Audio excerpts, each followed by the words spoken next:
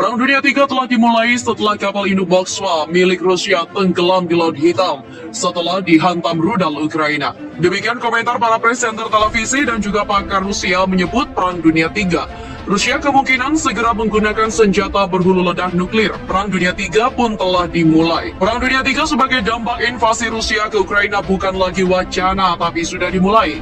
Propagandis TV pemerintah Rusia tadi malam mengklaim bahwa Perang Dunia III dimulai setelah kapal induk Rusia Moskva ditenggelamkan Ukraina di Laut Hitam. Presiden Rusia Vladimir Putin marah besar atas peristiwa yang memalukan bagi militer negara dikuasa itu. Rusia juga memperingatkan Amerika Serikat agar tidak lagi memasok peralatan militer ke Ukraina atau akan menerima konsekuensi yang tak terduga. Demikian rangkuman berita terkini wartakotalive.com bersumber dari dailymail.co.uk pagi ini, di mana respon kapal itu tenggelam, Rusia siap gunakan nuklir. Presenter Rusia One, Olga Skabeyeva, yang berpegang pada garis resmi Kremlin, menyebut bahwa kapal perang itu mengalami kebakaran.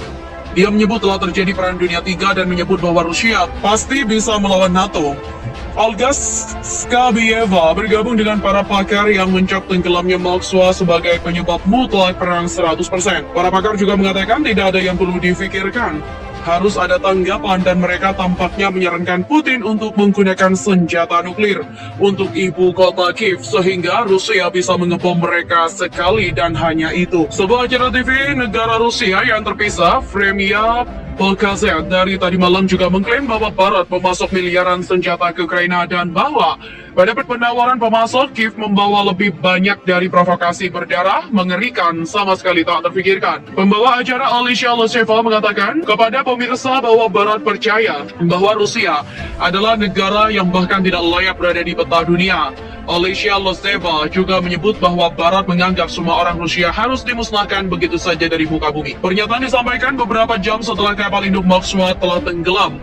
Ia juga mengatakan Ukraina senang melihat pasukan Moskow di negara mereka melambaikan 3 warna Rusia dan memperlakukan mereka seperti pembebas nyata di Kharkiv dan mengklaim bahwa Kiev yang melakukan genosida. Saluran satu yang dikelola negara secara terpisah membuat komentar oleh komentator militer Dmitry Dordensko yang mengklaim Barat telah lama mempersiapkan perang dan bahwa Rusia menghadapi perang multi-level skala penuh melawan Barat kolektif.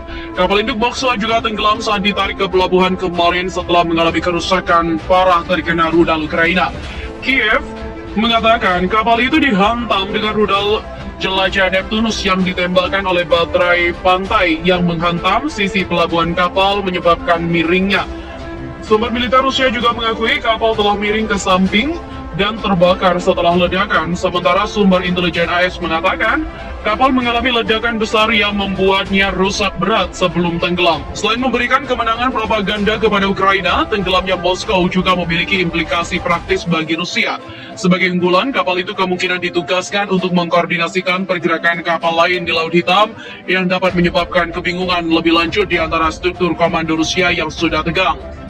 Perannya juga memberikan perlindungan bagi kapal-kapal Rusia lain yang menggunakan rudal anti-udaranya saat mereka meluncurkan serangan rudal jelajah terhadap kota-kota dan lokasi militer. Kehilangannya akan membuat mereka lebih rentan terhadap serangan Ukraina, termasuk oleh jet cepat atau drone.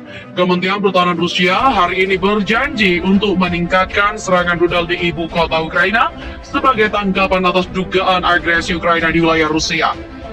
Ancaman serangan intensif di Kiev datang setelah pihak berwenang Rusia menuduh Ukraina melukai 7 orang dan merusak sekitar 100 bangunan tempat tinggal dengan serangan udara Bryansk, sebuah wilayah yang berbatasan dengan Ukraina. Pihak berwenang di wilayah perbatasan lain Rusia juga melaporkan penembakan Ukraina kemarin. Jumlah dan skala serangan rudal terhadap objek di Kiev akan ditingkatkan sebagai tanggapan terhadap rezim nasionalis Kiev yang melakukan serangan teroris atau pengalihan di wilayah Rusia, kata juru bicara Kementerian Pertahanan Rusia Igor Konashenkov.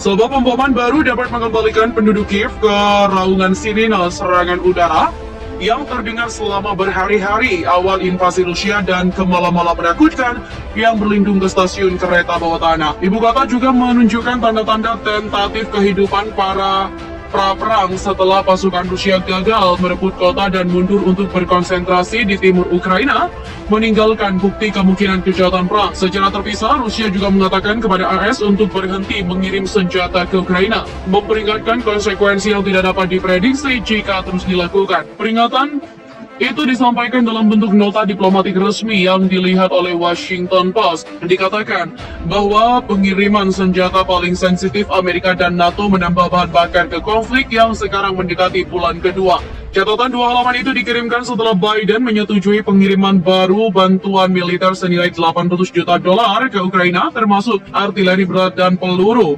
helikopter, dan pengangkut personel lapis baja.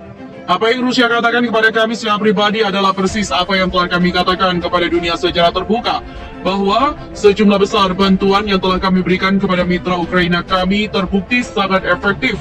Lebih dari 450 personel Angkatan Laut Rusia yang berada di atas Moskwa hari ini dikhawatirkan tewas setelah Ilya Ponomarev, seorang politisi yang diasingkan dari Rusia karena menentang penjablokan Crimea oleh Putin pada 2014, mengatakan hanya 58 dari 510 awak yang telah dilaporkan. Angkatan tersebut meski belum dikonfirmasi, konsisten dengan kerugian yang diderita kapal perang yang meledak selama kekalahan terkenal Angkatan Laut Rusia di pertempuran Tsunima melawan Jepang. Sebuah ledakan di kapal Borodino sedikit lebih kecil dari Moskwa menyebabkan semua kecuali sip 1 dari 855 awaknya tewas. Rusia juga mengklaim semua pelaut Moskwa berhasil dievakuasi, tetapi video yang diambil di Sevastopol semalam menunjukkan lusinan mobil yang konon milik para pelaut masih diparkir di pelabuhan.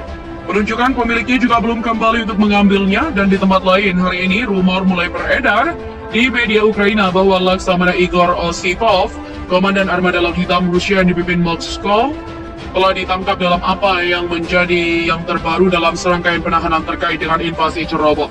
Sementara itu pagi ini, terungkap bahwa Moskow telah kehilangan agen intelijen militer GRU yang terbang tinggi di Ukraina dalam pukulan terbaru terhadap layanan mata-mata elit Kremlin. Kapten Alexei Bogomolov dari Resimen Terpisah ke-25 Pasukan Khusus GRU dilaporkan tewas dalam aksi.